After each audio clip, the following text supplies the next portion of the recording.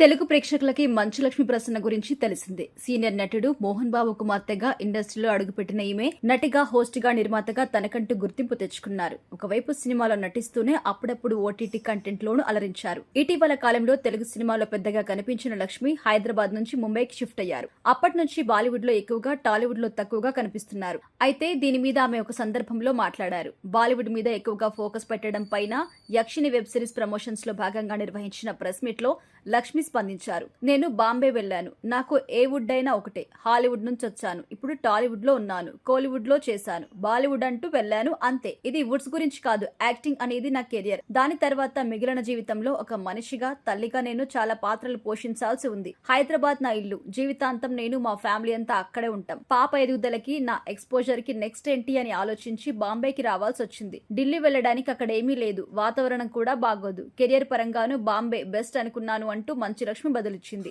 అయితే మంచు లక్ష్మి తమ్ముడు hero Vishnu dream project Kannappa cinema తెరకెక్కిన విషయం తెలిసిందే. హోమ్ బ్యానర్ లో భారీ బడ్జెట్ తో తీస్తున్న ఈ సినిమాలో ప్రభాస్, మోహన్ లాల్, పలువురు సీనియర్ హీరోస్ కూడా నటిస్తున్నారు. అయితే ఈ సినిమాలో మీరు నటిస్తున్నారా అని మంచు లక్ష్మిని ప్రశ్నించగా ఆసక్తికరమైన సమాధానం చెప్పారు. నాతో కలిసి నటించడానికి మా తమ్ముళ్ళు భయపడతారు. అందుకే నేను వారితో సినిమాలు చేయడం లేదు. నేను చేస్తే స్క్రీన్ మీద వాళ్ళు కనిపించరు. అయినా అది వాళ్ళ సినిమా, వాళ్ళనే అడగండి అంటూ మంచు లక్ష్మి నవ్వుతూ అన్నారు.